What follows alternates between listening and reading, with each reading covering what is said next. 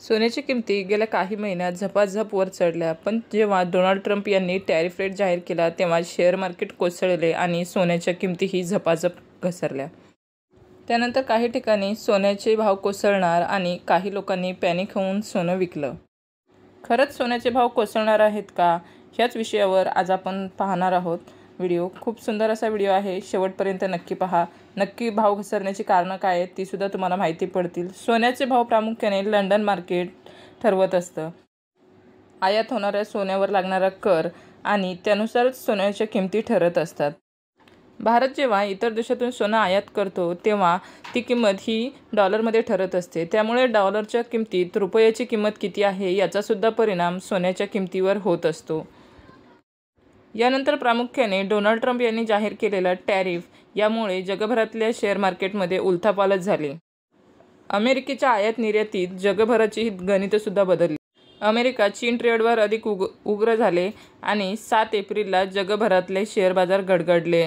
जागतिक अर्थव्यवस्थेमध्ये जेव्हा अशी अर्थव्यवस्था निर्माण होते तेव्हा सोन्याच्या किमती ह्या वाढत असतात. कारण सोन्यालाच सेफ हेवन ॲसेट असं म्हटलं जातं, कारण सोनं हा गुंतवणुकीचा सर्वात सेफ पर्याय मानला जातो. गुंतवणुकीचे इतर पर्याय जरी डळमळीत झाले तरी सोन्याचे महत्त्व कधी कमी होत नाही. त्यामुळे आंतरराष्ट्रीय गुंतवणूकदार सोन्याकडे हे नेहमी हेजिंग स्ट्रॅटेजी म्हणून पाहत असतात. म्हणजे एका गुंतवणूक पर्याय म्हणून होणारा तोटा भरून करण्यासाठी दुसऱ्या पर्यायामध्ये गुंतवणूक करतात. म्हणजे जर का यांना शेअर बाजार पडण्याची जर भीती वाटत असेल तर हेच लोक सोन्यामध्ये गुंतवणूक करत असतात. मग जेव्हा 7 एप्रिलला शेअर मार्केट घसरले तेव्हा सोन्याच्या किमती का घसरल्या, तर ते झालं मार्जिन कॉलमुळे. म्हणजे काय, तर गुंतवणूकदारांनी त्यांना शेअर बाजारामध्ये झालेला तोटा भरून काढण्यासाठी त्यांच्याकडचं सोनं विकलं.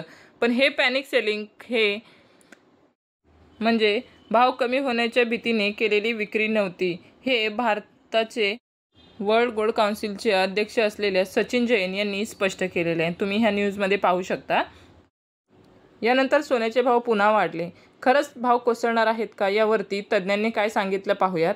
जो टैरिफ बढ़ा रहा है उससे ड्यूटी पे और सोना बढ़ जाएगा. करीबन सोना 1 लाख के आसपास जाएगा, एक ऐसा अनुमान किया गया है.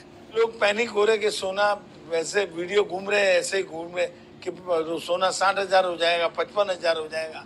ऐसे थोड़ा पैनिक हो गए लोग, इसलिए लोग बेचने को लेकिन बेचना नहीं है. आज की स्थिति में सोना कल और आज में $140 बढ़ गया है. सोन्यातले फंडामेंटल्स म्हणजे सोन्यातली सुरक्षितता अजूनही कायम असल्याचं तज्ज्ञ सांगतात आहे. गुंतवणुकीसाठी सोन्याचा पर्याय हा अजूनही सुरक्षित असल्याचा पर्याय. म्हणजेच अजून एक उदाहरण म्हणजेच जगभरातल्या मध्यवर्ती बँकांकडे कायम ठेवण्यात आलेली सोनं खरेदी. जगभरातल्या सेंट्रल बँक ह्या नेहमी सोनं खरेदी करत गोल्ड रिझर्व्ह वाढवत असतात. आजवर उत्खनन करत आलेल्या एकूण सोन्यापैकी 17% सोनं हे जगभरातल्या सेंट्रल बँकांकडे आहे. 2 देशांमधला लष्करी तणाव, लष्करी संघर्ष, व्यापारी संबंध, व्यापारी धोरणांमध्ये होणारा बदल, त्यामुळे जगभरातल्या मार्केटवर होणारा परिणाम, नैसर्गिक आपत्ती या सर्व गोष्टींचा परिणाम सोन्याच्या किमतीवरती होत राहतो. आणखी एक महत्त्वाची गोष्ट, स्टॉक्स असो किंवा सोन्यातली गुंतवणूक, पॅनिक सेलिंग म्हणजेच घाबरून किंवा इतर जण विकतात आहे म्हणून आपली गुंतवणूक मोडणं, विकणं हे टाळायला हवं. तुमच्याकडे एखादा मेसेज आला तर त्यामध्ये किती तथ्य आहे हे तपासायला हवं. मार्केट टिप्सवरती किंवा व्हायरल व्हिडिओवरती विश्वास ठेवून एखादी गुंतवणूक मोडायच्या आधी तज्ज्ञांचा सल्ला घ्या.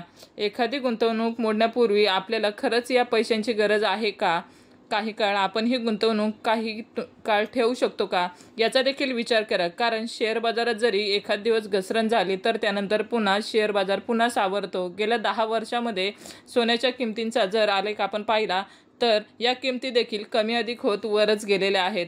म्हणूनच भीतीपायी तुमची सोन्यातली बहुमूल्य गुंतवणूक मोडू नका. पण हो, तुम्हाला पैशांची गरज असेल किंवा त्या सोन्याच्या बदल्यात दागिने करायचे असतील तर मात्र वेगळा विचार करायला हरकत नाही. आणि सगळ्यात उत्तम पर्याय म्हणजे गुंतवणुकीचे निर्णय हे तुमच्या तज्ज्ञांच्या सल्ल्यानुसार घ्या.